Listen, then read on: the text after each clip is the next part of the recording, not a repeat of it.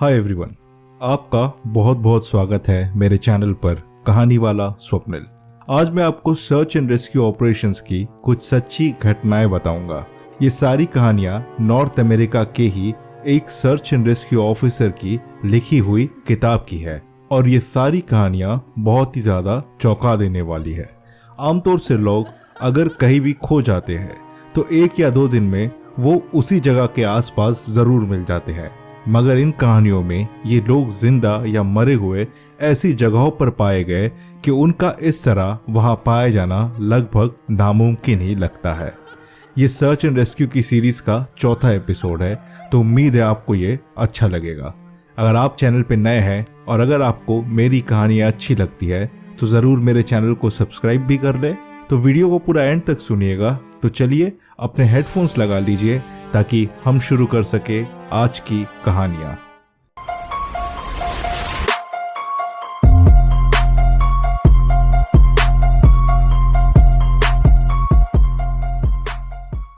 साल था 1969। Robert winters एक 78 साल के रिटायर्ड आदमी थे और ओरेगन यूएसए में रहते थे। रॉबर्ट को अपने परिवार से बहुत प्यार था और वो अपनी सारी जिंदगी कैंपिंग, फिशिंग, ट्रैकिंग ऐसे काम कर चुके हैं और उन्हें ये सब करना बहुत ज्यादा पसंद था।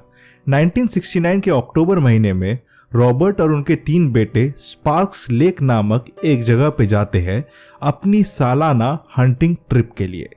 उनके परिवार में ये एक रिवाज जैसा था कि पिता और तीनों बेटे साल में एक बार हंटिंग ट्रिप के लिए जरूर जाते थे।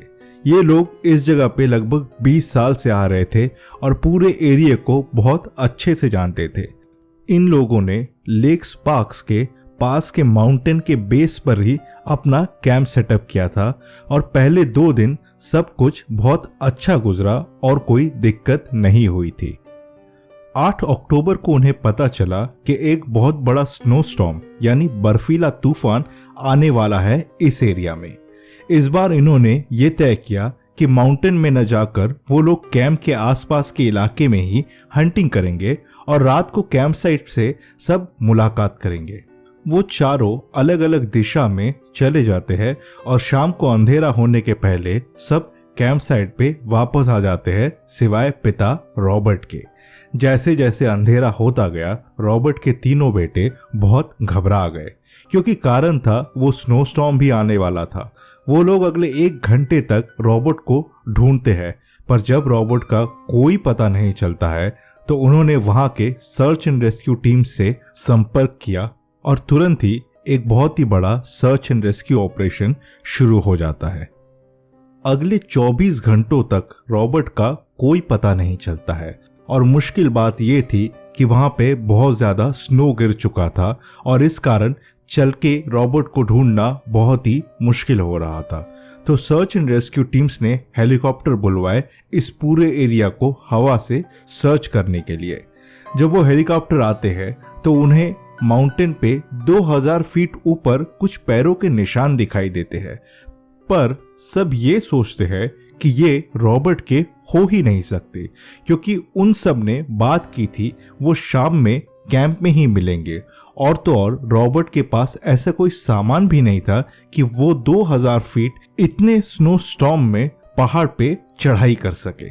ये सर्च ऑपरेशन लगभग 5 दिनों तक चलता है और फिर इस ऑपरेशन को बंद कर दिया जाता है और रॉबर्ट के परिवार को कहा जाता है कि अब उनका मिलना नामुमकिन है। इसके 9 महीने बाद एक और क्लाइंबर पहाड़ पे हाइकिंग कर रहे थे और उन्होंने देखा कि एक पेड़ के पास एक बैग, हंटिंग का सामान, एक बंदूक, जूते और ठंड का कोट रखा हुआ है। ये क्लाइंबर पुलिस को इत्तला करता है और वहां पे पुलिस आके ये कहती है कि ये सारा सामान रॉबर्ट विंटर्स का ही है। बहुत अजीब बात थी कि वहां पे रॉबर्ट का ये सब सामान तो मिला, पर न ही रॉबर्ट की बॉडी यहां मिली और न ही ऐसा कुछ संकेत मिला जो कि ये बता सके रॉबर्ट कहाँ गए हैं या फिर रॉबर्ट मर चुके हैं। अगले 1 साल बाद भी रॉबर्ट का थोड़ा और सामान इस इलाके में पाया गया, पर सबसे अजीब बात है बस रॉबर्ट का सामान ही पाया गया था और उसकी बॉडी या फिर ऐसा कुछ नहीं जो ये संकेत दे सके कि रॉबर्ट मर चुका है। रॉबर्ट के परिवार को 1 साल बाद फ्यूनरल की अनुमति मिली, क्योंकि उसका डेथ सर्टिफिकेट ही इशू नहीं किया जा रहा था तब तक। सबसे अजीब बात यह है कि रॉबर्ट खुद इस इलाके में 20 साल से आता रहा है और इस इलाके को बहुत अच्छे से जानता था। तो इसका इस तरह यहाँ खोना और इतना ऊपर पहाड़ पे आना लगभग नामुमकिन ही लगता है। तो आखिरकार उस दिन रॉबर्ट के साथ क्या हुआ था, ये किसी को पता नहीं चले।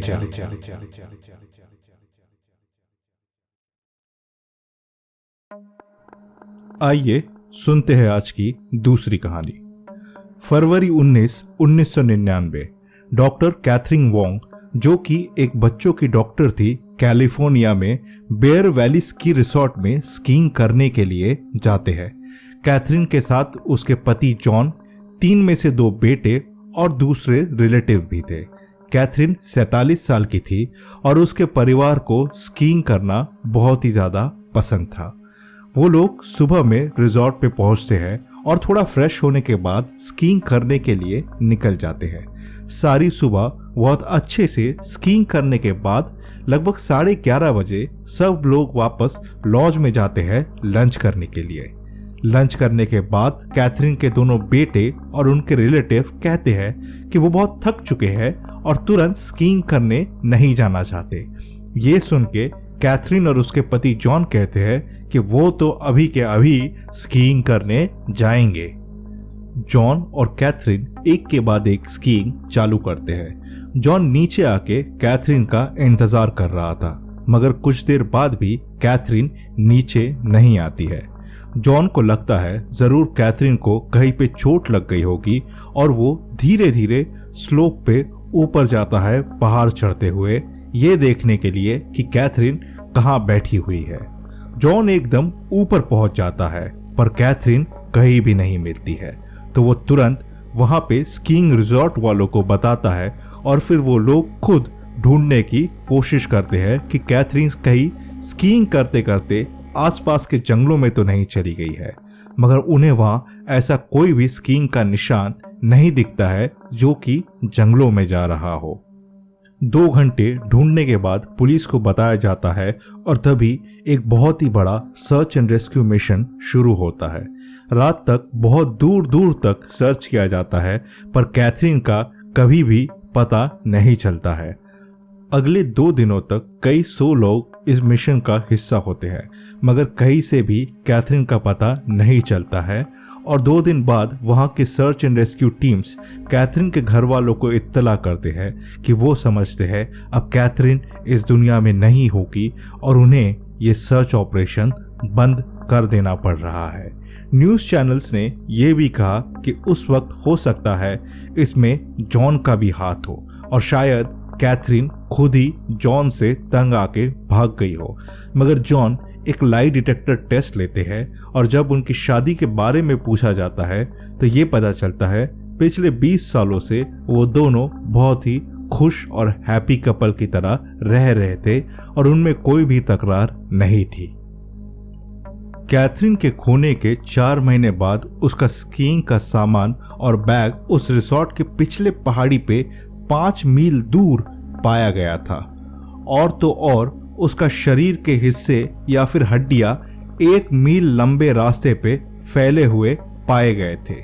ये जगह इतनी दूर थी कि शुरुआत में यहाँ किसी ने सर्च नहीं किया था और तो और यहाँ पर जाते हुए कई पैरों के निशान भी नहीं थे जो ये बताते कि कैथरीन स्कीइंग करते करते या फिर चलते चलते इस पहाड़ के इस हिस्से में गई हो।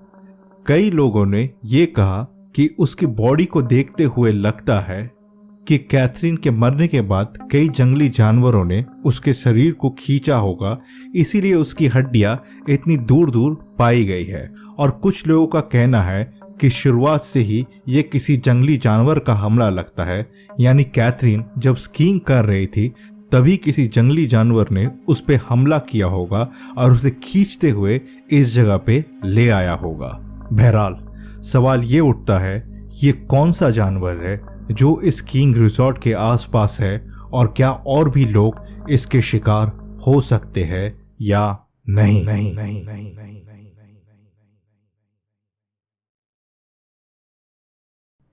आइए सुनते हैं आज की तीसरी कहानी। साल 1991। कोरी फे नामक एक युवक हंटिंग के लिए जाता है अपने दोस्तों के साथ।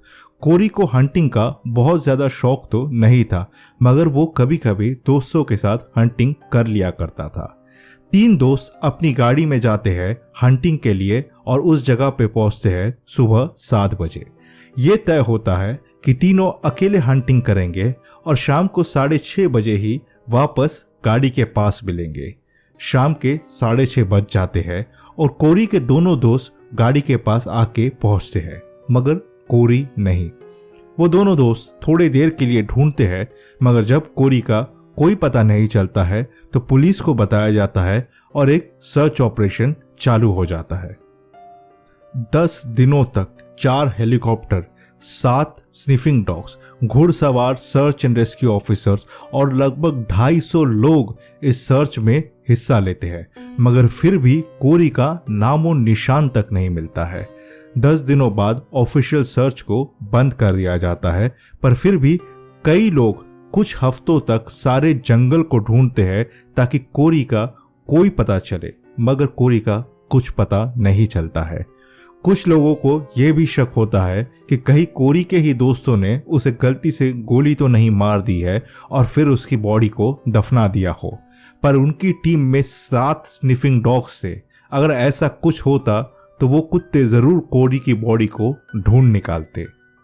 10 दिन बाद जब कोरी का कोई पता नहीं चलता है, तब FBI को भी इस केस में जोड़ लिया जाता है और अगले 1 साल तक केस में कुछ भी आगे नहीं बढ़ता है, क्योंकि आगे कोई सुराग मिल ही नहीं रहा था।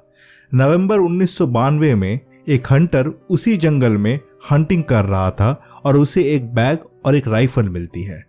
वो हंटर ये सारा सामान पुलिस को सौंप देता है और पुलिस तुरंत ये बताती है कि ये सारा सामान कोरी फे नामक लड़के का है जो पिछले साल इस जंगल में खो गया था। तुरंत उसी एरियाज में एक सर्च शुरू होती है और उन्हें कुछ दिनों में ही कोरी की कुछ हड्डियां बरामद होती है, पर बाकी और कुछ भी कोरी का सामान बरामद नहीं होता है।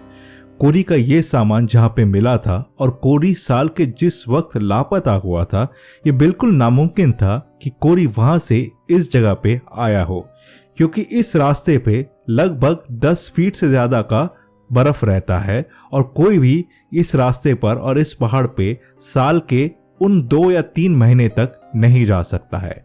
ये बात पे भी कोई भरोसा नहीं कर पा रहा था, और खासकर कोरी के घर वाले।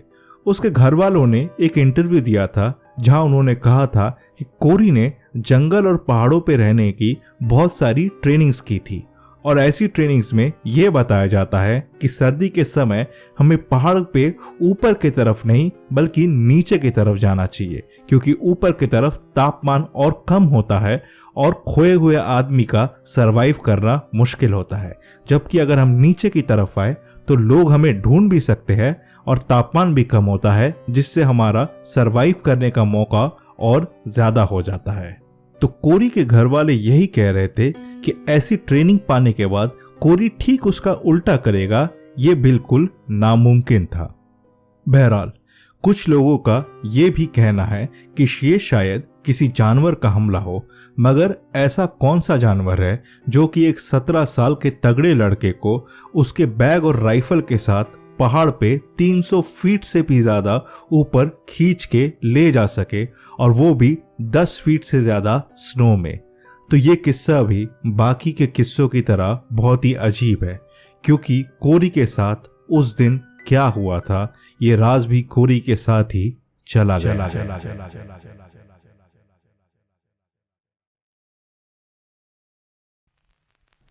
तो दोस्तों, कैसी लगी आपको सर्च एंड रेस्क्यू की ये 3 कहानियां? मुझे कमेंट करके ज़रूर बताएं। मुझे ये भी बताएं इनमें से आपको सबसे अच्छी कहानी कौन सी लगी। दोस्तों, आप मुझे नए नए आइडियाज़ भी दें, और ताकि मैं ये पता कर सकूं कि आपको किस तरह की कहानियां सुनना पसंद है, और मैं आपके लिए वैसी ही कहानियां और वीडियोस ला सकूं। कहानियों को ज़रूर अपने दोस्तों के साथ शेयर करें ताकि हमारी रीच थोड़ी और बढ़े और मुझे भी ये कहानियाँ बनाते रहने का मोटिवेशन आए। अगर आप चाहते हैं कि आपकी किसी कहानी को मैं अपनी आवाज़ दूं तो डिस्क्रिप्शन में दिए गए ईमेल एड्रेस पर मुझे अपनी कहानी ज़रूर भेजें। आप मुझे इंस्टाग्राम पर भी फॉलो कर सकते हैं और चाहे तो वहाँ पर भी मुझे अपनी कहानी भेज सकते हैं। मेरी आईडी है कहानी वाला स्वप्निल। अगर आपको मेरे ये वीडियोस अच्छे लगते हैं तो ज़रूर मेरे चैनल को सब्सक्राइब करें और नोटिफिकेशन बेल को भी ऑल पे कर दें ताकि मेरी हर वीडियो की नोटिफिकेशन आपको सबसे पहले मिले। तो मिलते हैं अगली बार कुछ नई कहानियों कुछ नए किस्सों के साथ। तब तक के लिए आप सभी अपना ध्यान रखें।